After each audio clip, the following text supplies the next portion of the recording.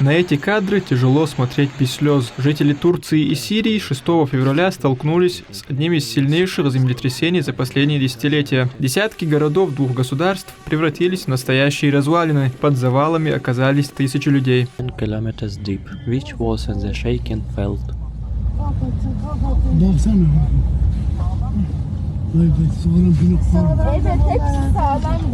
По последним данным, общее число погибших в результате стихийного бедствия составило более 20 тысяч человек, а пострадавших около 70 тысяч. И эти цифры растут практически каждый час. Новость о трагедии никого не оставила равнодушным. Слова соболезнования народам двух стран выразил глава Чеченской Республики. Мы глубоко опечалены и разделяем горе каждого, кто потерял родных и близких в результате стихийного бедствия. От себя лично и от всего чеченского народа выражаю искренние слова соболезнования президенту Турции Реджепу Таипу Эрдогану и президенту Сирии Башару Асаду, а также турецкому и сирийскому народам в связи с этой ужасной трагедией. Оказать помощь пострадавшим вызвались жители со всех уголков мира. В стороне не осталась и Чеченская Республика. Так, благотворительная организация Хайра организовала сбор теплой одежды и других вещей первой необходимости. Уже в первый день в ней приняли участие сотни людей. Сбор денежных средств организовал и благотворительный фонд Даймох.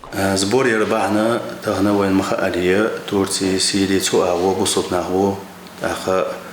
ويوم سنغ شيء حديث عن على ريبوسود ناق صديق سنغ نوقش أما أقري حلقة غدي شو حلقة خلبو دائما دقنا غدا لوش برتجي ده إن ختم سا وأيضا مرشدو منا مشين سمادو خيل شندونا ترى تجي دعوة تنستق ولا حاش تجي هو يشدات أخوينا خين دال شود إحا ويا تغن تعيب وشو زبور أغلى الملاحة تيشتغل هما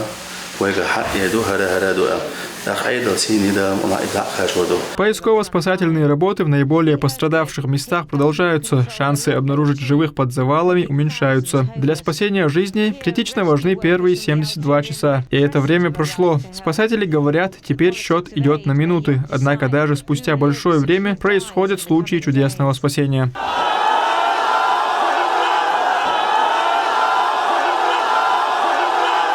Абдулла Батаев, Висхан Даудов. Неделя.